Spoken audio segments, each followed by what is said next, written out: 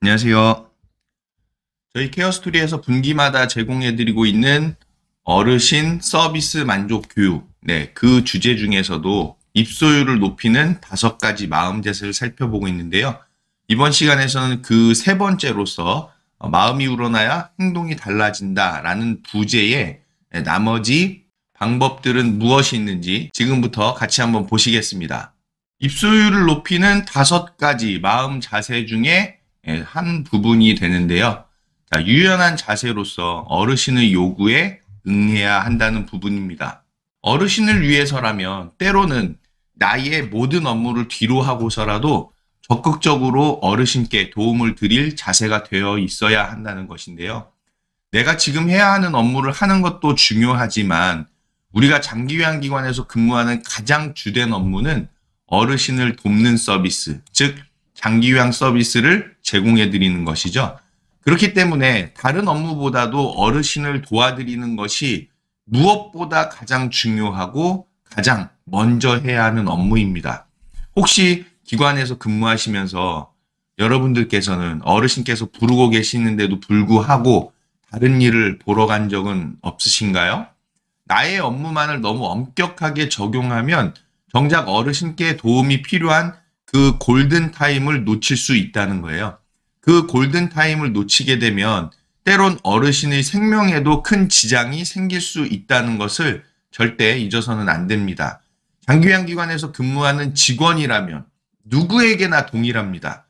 대표자가 됐든 시설장님이 됐든 사회복지사 선생님이든 사무국장님이든 가장 중요한 업무는 어르신을 위해 도움을 제공해 드리는 것입니다.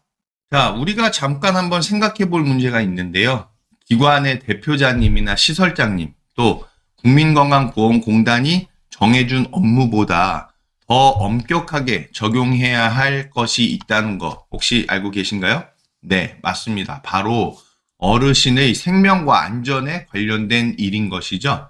일선 직원분들은 어르신의 생명과 안전을 최우선으로 여기면서 장기요양 서비스를 제공하는 데 있어서 융통성이 필요하고 그 융통성을 발휘해야만 합니다. 어르신을 안전하게 모시는 데 있어서 직원분들께 이러한 융통성을 기대하기 위해서는요, 규정 위반에 대한 두려움에서 벗어나서 각자가 판단할 수 있도록 재량권을 부여해 주어야만 합니다. 물론 이 얘기는 고시나 공고를 어기라는 얘기가 아니고요. 어르신을 모시는 데 있어서 어르신의 생명과 안전에 관련된 부분이 가장 중요하다라는 것을 말씀드리는 겁니다. 그래서 우리에게 가장 중요한 원칙은 바로 하나죠. 어르신의 안전하고 행복한 삶을 위해 최선을 다하는 것입니다. 자, 그래서 유연한 자세로서 어르신의 요구에 응하기 위해서 제가 실천 포인트 한 가지 말씀드리고 싶은 게 있는데요. 어르신의 안전과 생명에 위험한 상황이 발생했을 때 우리는 어느 선까지 규칙을 어길 수 있을지 한번 생각해 볼 필요도 있겠죠.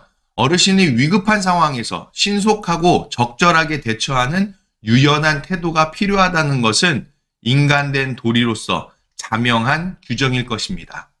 자, 다음은 어르신을 위한 것이라면 그 무엇도 아까워하지 않아야 한다는 것인데요.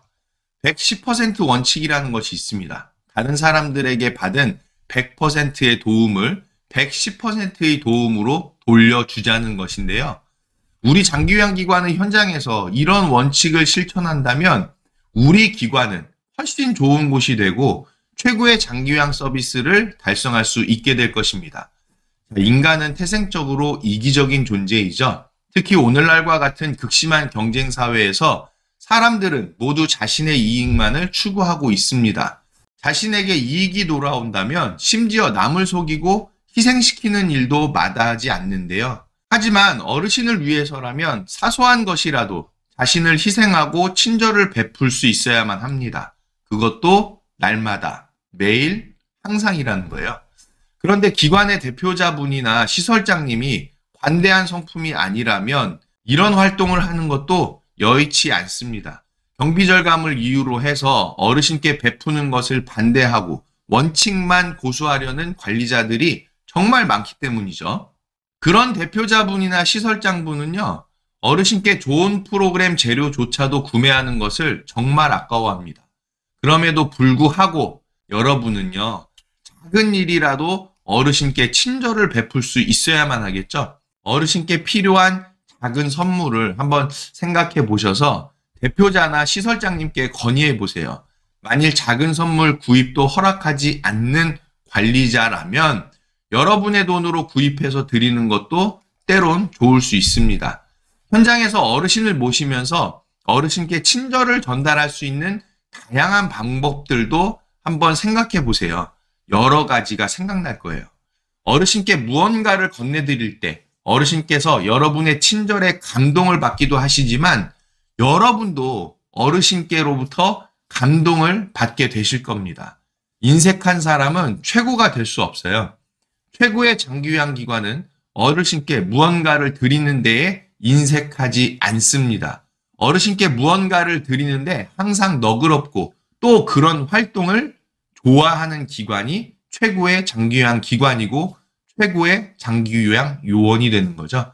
그리고 이런 원칙은 대표자뿐만 아니라 시설장님뿐만 아니라 직원 개개인 모두에게 그대로 적용된다라는 겁니다.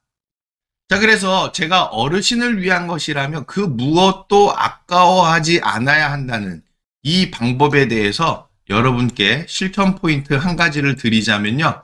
오늘 여러분의 돈으로 작은 선물을 구입해서 어르신께 한번 건네보세요. 어르신께서 진심으로 감동할 거예요. 친절은 진심으로 무언가를 건네는 것입니다. 그렇게 친절을 베풀 때 우리 자신의 삶이 풍요로워질 수 있다는 것 아마 느끼실 수 있을 것입니다.